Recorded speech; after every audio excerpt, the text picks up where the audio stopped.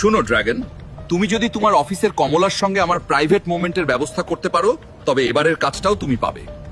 আপনি নিশ্চিন্তে থাকুন, আপনার ইচ্ছে পূরণ হয়ে গেছে। কয়েকটা দিন অপেক্ষা করুন, আমি কমলাকে ম্যানেজ করে জানাবো আপনাকে।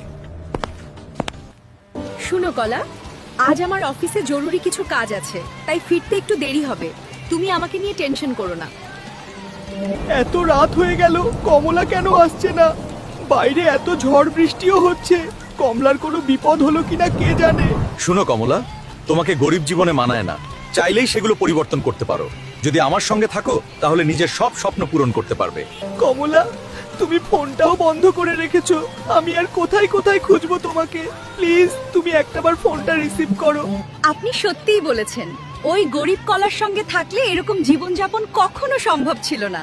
আমি তোমাকে বলেছিলাম তো রাজরানী করে রাখবো। যদি আমার কথা মতো চলো তাহলে এর চেয়ে আরো বেশি কিছু পাবে। কমলা, আমি হয়তো গরিব ছিলাম, কিন্তু তোমাকে অনেক ভালোবাসি। আমার ভালোবাসা কখনোই মিথ্যে ছিল না। আপনি যেটা বলছেন সেটা কখনোই সম্ভব না। এখন বুঝতে পারছি আমি আসলে ভুল করেছি। আপনার এসব বিলাসিতা লাগবে না আমার। কারো লালসায় নিজেকে বিলিয়ে দেওয়ার চাইতে সম্মান নিয়ে গরিবী জীবনটাই সুখের। আমি আমার কলার কাছেই ফিরে যাচ্ছি। আমি আর তোমাকে ছেড়ে যাব না।